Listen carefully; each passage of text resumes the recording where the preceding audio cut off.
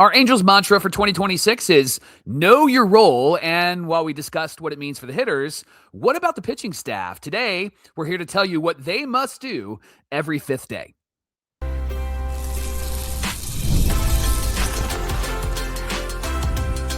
You are Locked On Angels, your daily Los Angeles Angels podcast. Part of the Locked On Podcast Network, your team every day.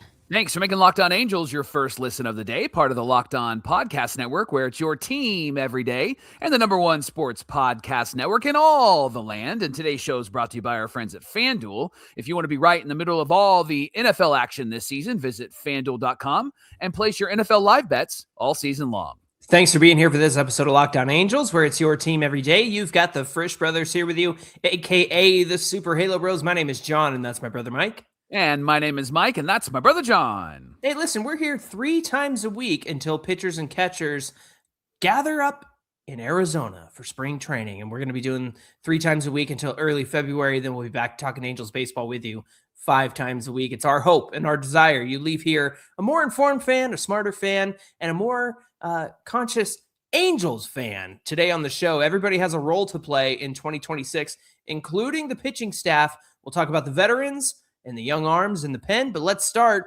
with the starting rotation, Michael.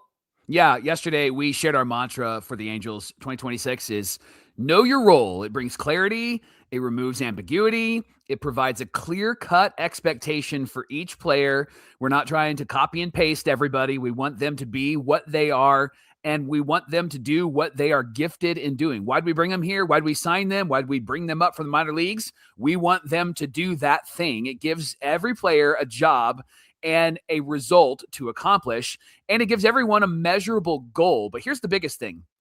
It's not what could this guy be? It's asking, what does this guy do for us right now? That was really the focus of yesterday's show as we talked about the hitters. But now, Jon, we're talking about the starting rotation. And as it stands, Angels still need that 5th starter, right? Right. And they're going to need to find it from somewhere else. They're going to be going with Alek Manoah. And you and I are like Alek Manoah when he comes into the starting rotation.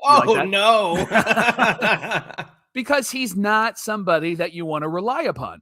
Yeah. So if he's in the starting rotation, you are asking somebody who hasn't been in the majors for a couple of years, who has had some struggles in the majors, who was in the minors last year, did have some good numbers in the minors. You're just asking him to be somebody that maybe he's not ready to be. And on top of that, you've got a Grayson Rodriguez that you're just not sure what you're going to get from him. So you and I are of the opinion that we need at least one more starter to fill out this rotation. But we're just going to run with who the Angels have right now, like we did on yesterday's show. So why don't you get us started, and let's talk about the Angels starting rotation, and we'll start with the Angels ace, Yusei Kikuchi.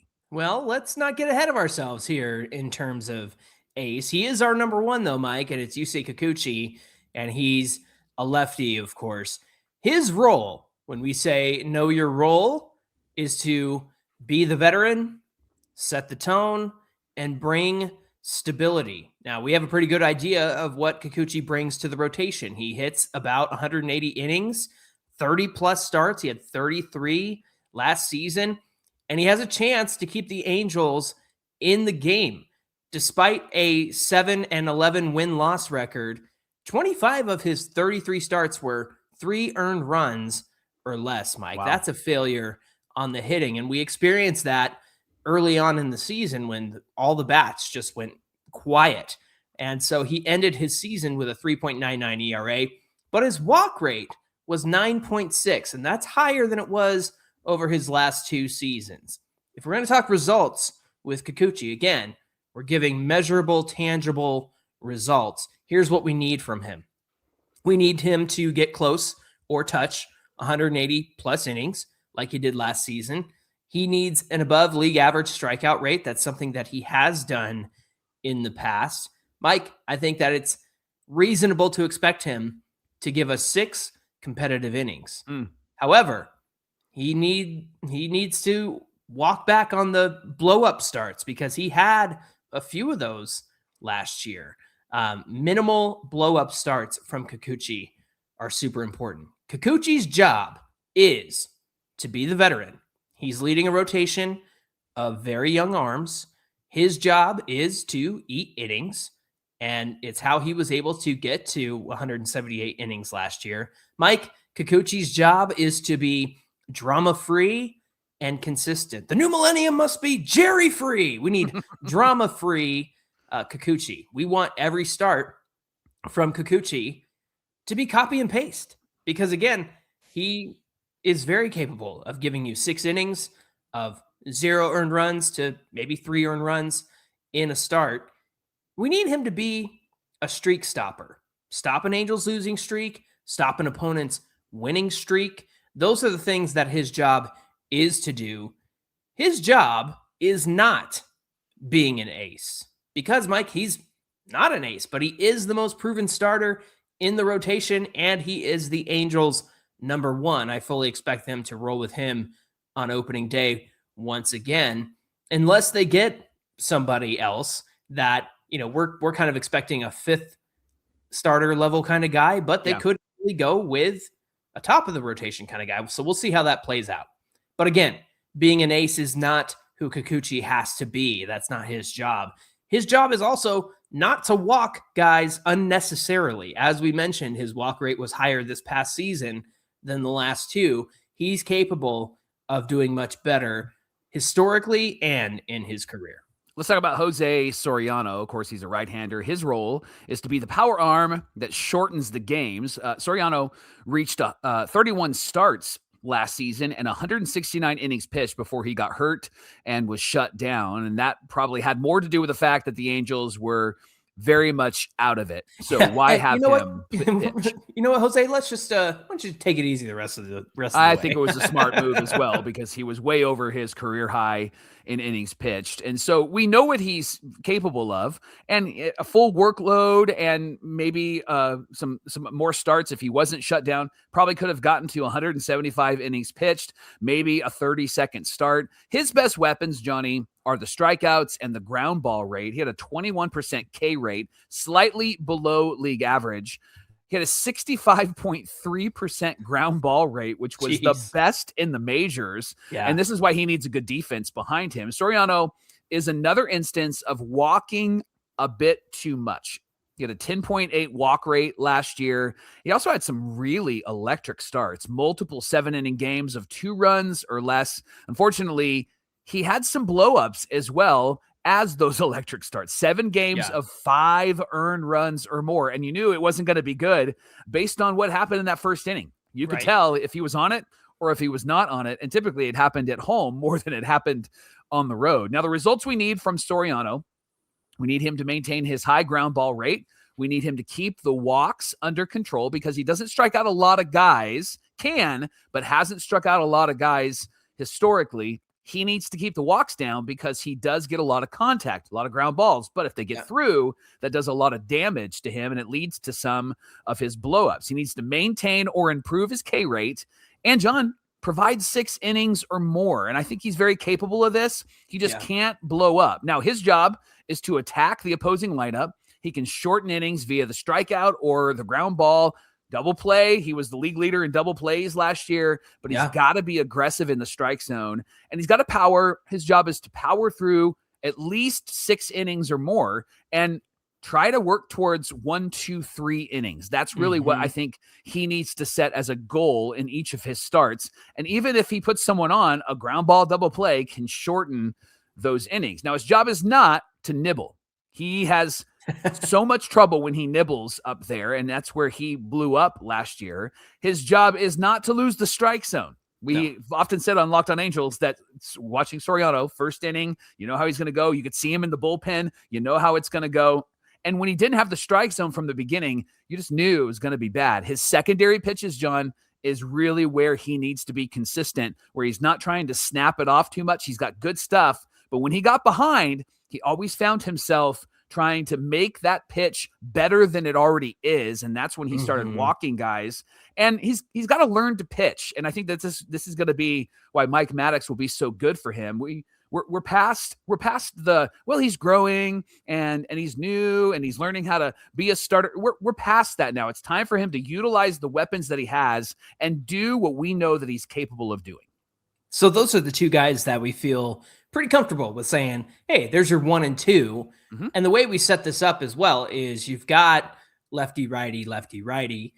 Obviously, the 5th spot is TBD. I don't know if TBD is a lefty or a righty, but we'll see.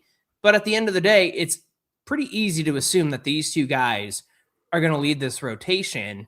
And I think it's a good 1-2 punch, Mike. And when you see what these guys are capable of, again, Kikuchi providing you with some quality innings, keeping you in games. Soriano, when he doesn't blow up, right? Again, 7 out of those 31 starts, pretty bad blow-ups there. Mm-hmm. When he doesn't blow up, he's one of the best pitchers in the entire league. So I think a really good 1-2 punch there. I'm really concerned with Kikuchi and this offense because, as you mentioned, he was really good to start the season and the offense just didn't come through.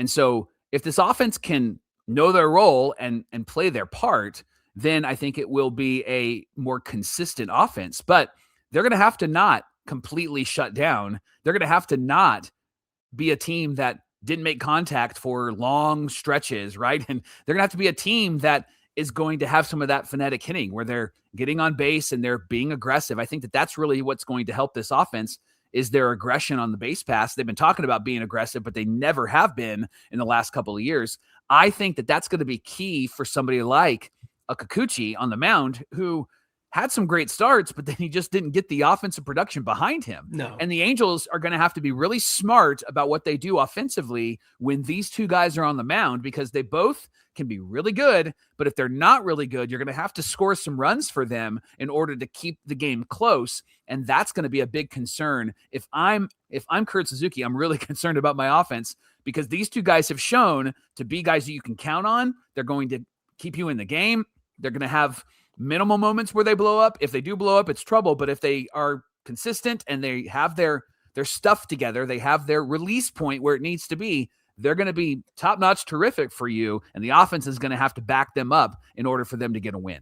And when you speak about the offense, the fact is that it's easy to get guys out at the plate when they're all trying to do the same thing. And I think that's the pitfall that the Angels fell into was everybody was trying to hit home runs. And you just can't do that. And we don't need everybody trying to do that. And as we talked about yesterday, if everybody knows their role and plays their part that they ought to be doing, then they probably won't have those lapses in offense. Are they going to run into good pitching sometimes? Of course, that's always going to happen. But it shouldn't be as dramatic as it was last year, considering everybody's not doing the same thing over and over again. So hopefully that gets Kikuchi and Soriano plenty of run support. Thanks for making Locked On Angels your first listen of the day. Coming up, we're talking about starters 3, 4, and 5. Is there going to be a 5? Anybody want to play for the Angels? We're taking signups right now. It just depends on if Artie wants to open up the wallet and dust off the bills there. We'll talk about all of that coming right up. Fridays feel different during basketball season, and FanDuel is the reason why. Every Friday night before games tip off, FanDuel gives fans a new way to kick off the weekend with NBA Happy Hour. NBA Happy Hour is your official pregame, a limited time window where special offers can drop right in the FanDuel app before the action starts from 6 o'clock to 7:30 Eastern time on Fridays in the FanDuel app. They are appointment viewing for NBA Happy Hour. Opening the FanDuel app during Happy Hour always brings something new. There's going to be boosts, bonuses, surprises. It adds a little extra energy to booze or boosts. Boosts. It is happy hour after all. Let me emphasize my words here. But it's Friday. It makes Friday fun, and it makes basketball fun without overthinking it. So before tip off, check the FanDuel app and see what's dropping during NBA Happy Hour every Friday from 6 p.m. to 7:30 p.m. Eastern time. A little basketball, a little action, and a whole lot of Friday energy. That's NBA Happy Hour only on FanDuel, the official sportsbook partner of the NBA. This is the Locked On Podcast Network, where it's your team every day. Thanks for making Locked On Angels your first listen of the day. Hey, if you're an everydayer, you consider yourself an everydayer, we know you're out there because You're in our comments on YouTube. You're always talking with us. We're having a great time. Let's keep the party going with the Everydayer Club. The Everydayer Club is exclusive access to Locked On Angels with no interruptions, no commercials, members-only Discord access, and so much more. $5 a month or $50 for the year. And if you want to take it to the next level, you can go all access. You'll get one-on-one text access with me, all access episodes, exclusive newsletters, and a 15% discount to the Locked On merch store. So go to lockedonangels.supercast.com or check the link in the show description to learn more. Top two starters, Yusei Kikuchi and José Soriano, obvious choices for the Angels, unless they go and sign somebody and then that person needs to be the guy who's pitching first and on opening day. I don't think that there's too many pitchers out there that need to be that guy unless they get maybe a Zach Gallen. But at this point, maybe. Yeah. At this point, it's going to be Kikuchi and Soriano. We went left, right. So let's go with another lefty, John. And I got to talk about my boy, Reid Detmers. His role on this team, if he's going to know his role is to be a strikeout starter who wins matchups the second time through the order. It's a long title, but I like the idea there because he's got to get through the order a second time. Absolutely, because that's where he really struggles, and then even getting to the third time through the order. Detmers, he's returning to the rotation. We all know that. Bullpen, he was great. He seemed like a changed man. He improved his command and location. His first pitch strike percentage sat at about 61%, in line with league average. The launch angle on balls put in play against him on average, it was 9.9 degrees. That's bad news for the hitters, not for Detmers. Yeah. So he's really been good. The question for Detmers is, will he get through the second time through the order? That's always been his struggle.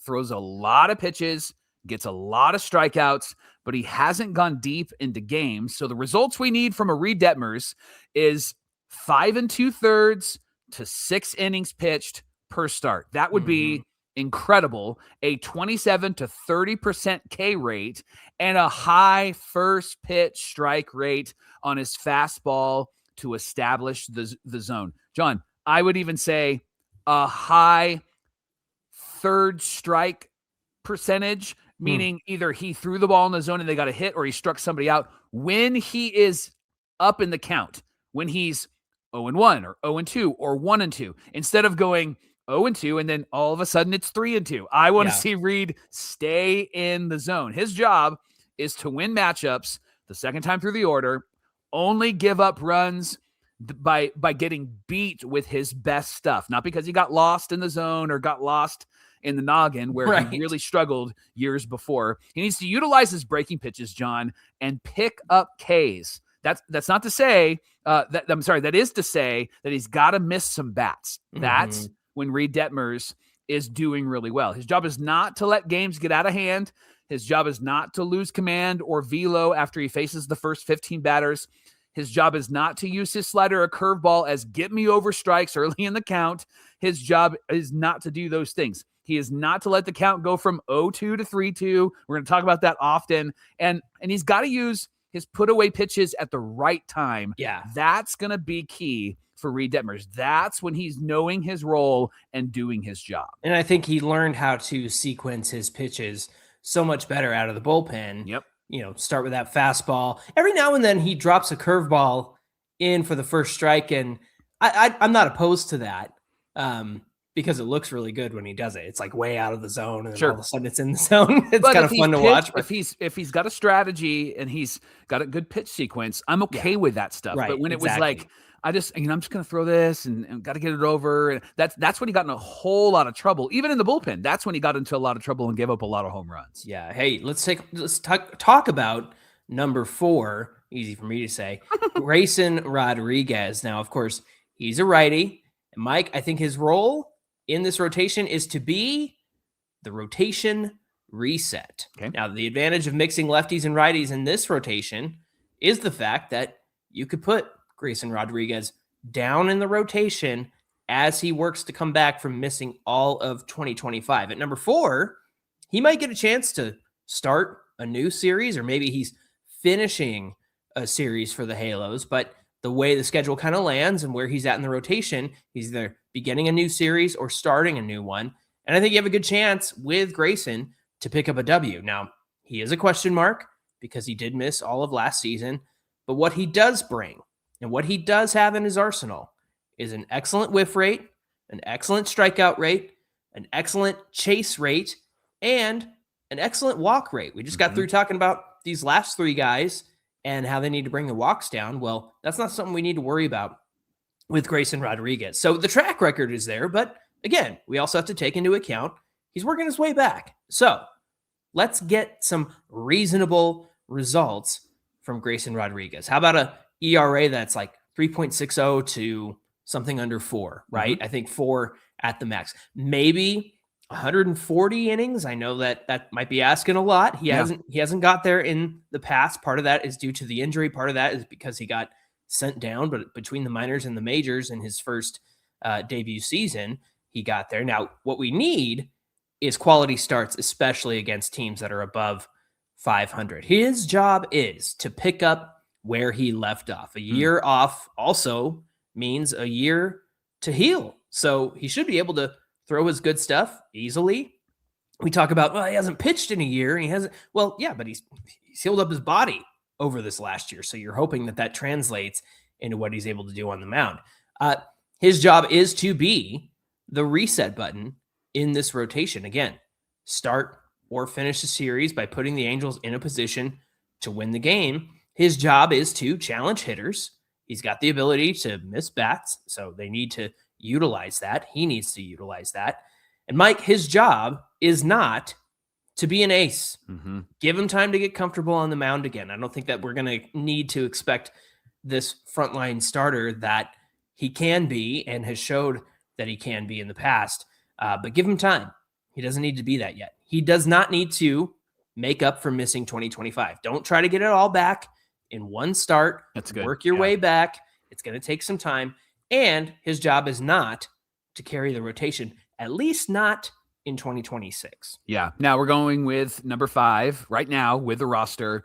Alek Manoah, obviously a righty, or someone else if they sign someone else. Now, this is a tricky one because Jon and I don't believe that Manoah should be the 5th starter. And Perry Minasian said that he is not going to be in the starting rotation as of right now.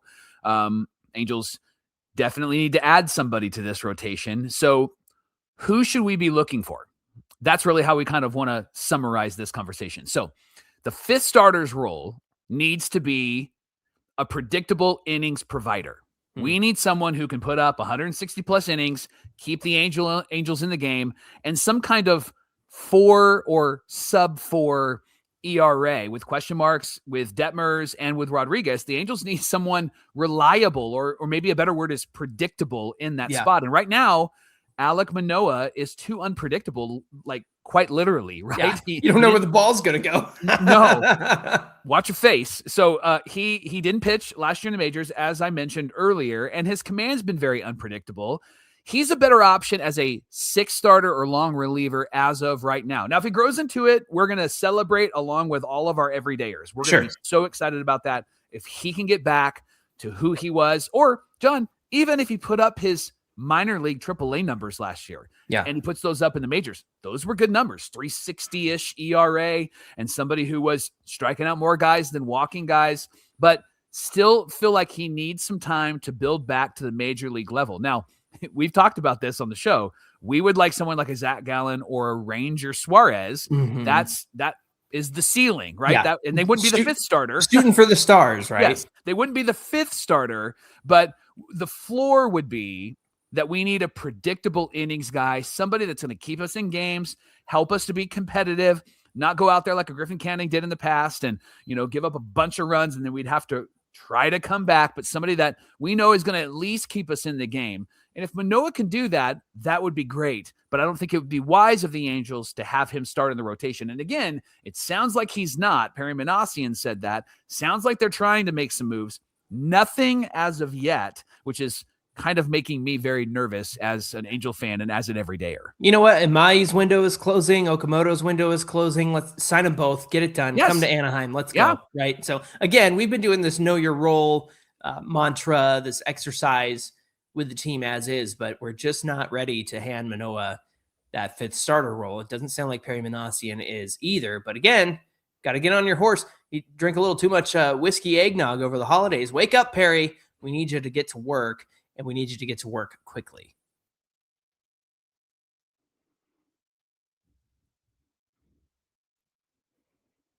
Talked about the starters and the role that they need to play. Let's talk about the bullpen, John. It has a mix of veterans and some young arms. It doesn't have Kenley Jansen. We were bummed about that. Right. So let's run through what we think the bullpen will look like and what the roles should be. John, of course, lefty specialists are in this bullpen. Somebody that's been there for a while and somebody that they just recently signed, which, by the way, was not bargain bin shopping because it was a good pitcher that they picked up in Drew Pomeranz. Oh, yeah. And the guy that's been there for a while is Brock Burke. Both of these guys have the ability to handle multiple innings, but they'll obviously be brought in to face a tough lefty in the order wherever it might be later in the innings. Now, these next two guys are going to be sort of your middle innings guys. Maybe your starter gave you 5 and you need someone for the 6th to get you to the back end of the bullpen guys. And the thing about these two is that one, I think, is definitely staying no matter what. The other is out of options and needs to stay, and that's Ryan Zeferjahn and Chase Silseth in the pen. Now, Zeferjahn needs to really just emphasize that fastball. It's so good and it's so unique, and he needs to play the cutter off the fastball. I think he works in reverse way too much. Now, go back and go back and just watch our shows from last season, 2025, and just put a little check mark in the box of the games we talked about. And John specifically said, bro, you gotta use the fastball and use the cutter off the What are you doing? I mean, I think that we were just constantly hitting copy and paste and repeat on that comment because he wouldn't do that. And when he would do that, you would just go, look at that, right? Like it was so funny that nobody was pointing that out to him, but we could all see it. Yeah, absolutely. He has the ability to throw strikes at a really high velo, and that's what he needs to do. He can't be extending the inning. He can't be giving up home runs again. We don't need any of that in the 6th inning. Now, Silseth is somebody who can go multiple innings if you need him to. He did provide a ton of swing and miss last year, Mike, but he also walked too many guys. These are the type of middle innings guys that are going to be the, like I said, get me over to the 7th inning because maybe the starter just went 5, gave up too many pitches, that sort of thing. So you could easily see these guys sticking in like the 6th, maybe the 7th inning. Now, let's talk about the late inning arms. These are the guys that will be in there 7, 8, 9, probably 8, 9. One of them will be the 9 guy. The names that are at the end of the back of the bullpen and late inning arms are Jordan Romano, Robert Stephenson, and Ben Joyce when he returns. Now, there's still some question about his spring training availability, and we'll hear more about that once the new year comes. Now, between these 3, it might be beneficial to define their roles. Joyce has got to be what we would call the intimidator. He's got a fastball, and it keeps hitters off balance. And you got a fastball, don't be afraid to use it. No, right? And by the way, you don't also need to throw it at 155 million miles an hour either. It's already intimidating. And given his health, Joyce may be more suited for the 7th inning to start the season, right? Yeah, I don't know that he's ready to jump right into a closer role. He seems like the closer of the future, but we've been saying that for about 2 years, 3 years now. And it's just, to me, he's got to be in a role like the 7th because to start because you just need him. You need that health to catch up with Ben Joyce for sure. Yeah. Robert Stephenson, he's always thrived as a setup guy, as a guy who gets you to the 9th inning. He's got the whiff and the chase ability to succeed and have a quick 8th inning. Now, here's where it gets a little dicey and where I think everydayers might push back. So does that mean Jordan Romano's in the 9th inning, right? Now, does he do better when he knows what his role will be? Yeah, probably. I think if he knows what he's doing and you've told him, here's what we're expecting of you, at least to start the season, I think that would be beneficial for Jordan Romano. I think you see a lot of that in the Yankees at the trade deadline. I mean, they traded for David Bednar. They got the closer. I'm not remembering his name, but the closer from San Francisco, right? And then they still had the guy who just signed with the Mets, Devin Williams. Devin Williams. Thank you. I knew it started with a D. So they had those three guys at the back of the bullpen. Yeah. But you took Bednar away from the closing role. You had to move Williams around because he stunk at the closing role for some reason.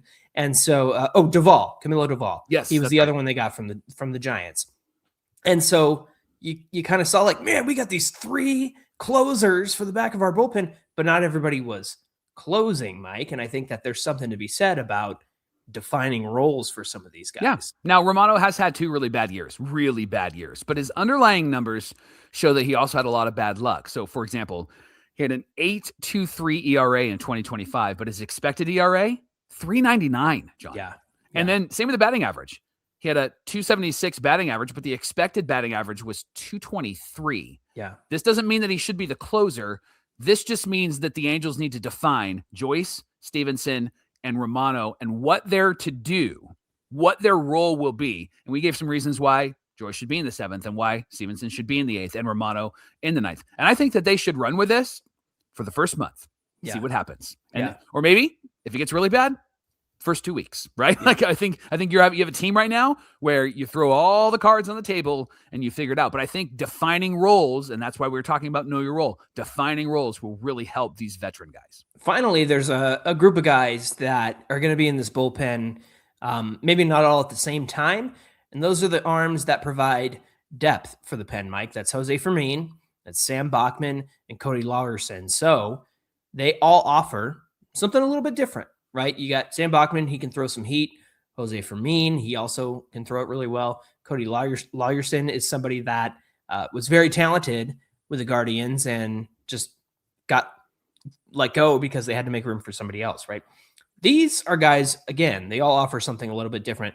But the most important part here is that they're able to move up and down from the majors and the minors and come back because they have option years. They have options in their contract. So that way the Angels can keep fresh arms in the pen when they're needed. Now, I assume these guys would probably slot in as middle innings guys, but sometimes you might need Sam Bachman to throw some heat in the 7th inning, right? So you might need these guys to step up and fill a role, especially if whoever you ran in the 7th inning the night before threw a ton of pitches. Mm-hmm. And so that way you can swap some guys out, bring them up and down from the majors and the minors and back and forth. So now that we've done this know your role exercise real quick, Mike, with the pitching staff, what's your temperature on this staff right now?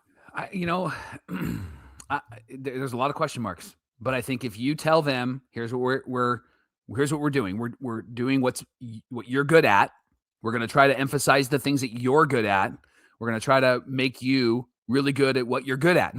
I think that really helps this team. And the reason why I like this know your role idea is because I feel like we've tried to make our team like everybody else in the major leagues. We've tried to make our team like the power hitting team or the power pitching team. Yeah. What I loved about the Blue Jays, something they're not, right? Yeah. And what I loved about the Blue Jays last year is they were like, nah, you know what we're going to do? We're not going to emphasize power. We're going to emphasize contact. And that got them to the World Series. And I think it also on the pitching side, I think it really benefited guys like Trey Yesevich who came up and they were like, no, just be who you are. That's really what this is about. Reid, be who you are. Kurt, be who you are.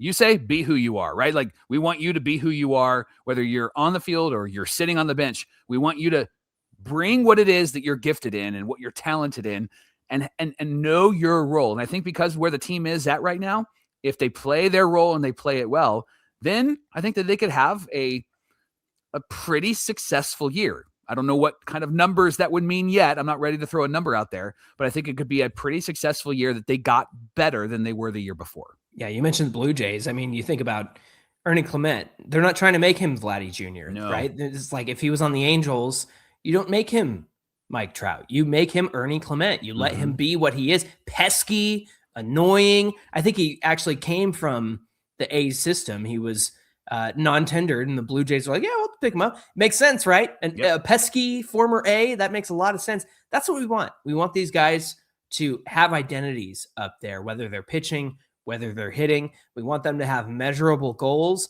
We want them to have success, obviously, and we think that this is the best path forward. So in 2026, the Angels, from the pitching staff to the hitters, all have to know their role. Thanks for making Locked On Angels your first listen of the day. Join the Everydayer Club and get Locked On Angels with no interruptions, members-only Discord access, and so much more, all for just $5 a month. Or you can go all access for $15 a month. Get one-on-one text access with my brother Jon, all access episodes, an exclusive newsletter, and even 15% discount on the Locked On merch store. All the items there are fantastic. Go to lockedonangels.supercast.com or click the link in the show notes. Hey, be sure you give us a follow on Twitter at Locked On Angels and at Super Halo Bros on Twitter, Instagram, and TikTok. We'd love to catch up with you there. Mike, what do we have on deck for Wednesday's show? Well, my brother Jon had a trade candidate in mind, and he shared it with our all access members, and then they had a moment to chime in with their thoughts. So we thought, hey, tomorrow, let's let our everydayers chime in. So Jon's going to share that trade candidate and what it would take possibly. Good conversation happening tomorrow on Locked On Angels. All right, we hope you'll come back and join us for that. Until then, my name is Jon, and that's my brother Mike. And my name is Mike, and that's my brother Jon. Thanks for being here with us, everybody, and we'll see you back here on Wednesday. Hey, Perry, you're the GM. Wake up. Your alarm's going off.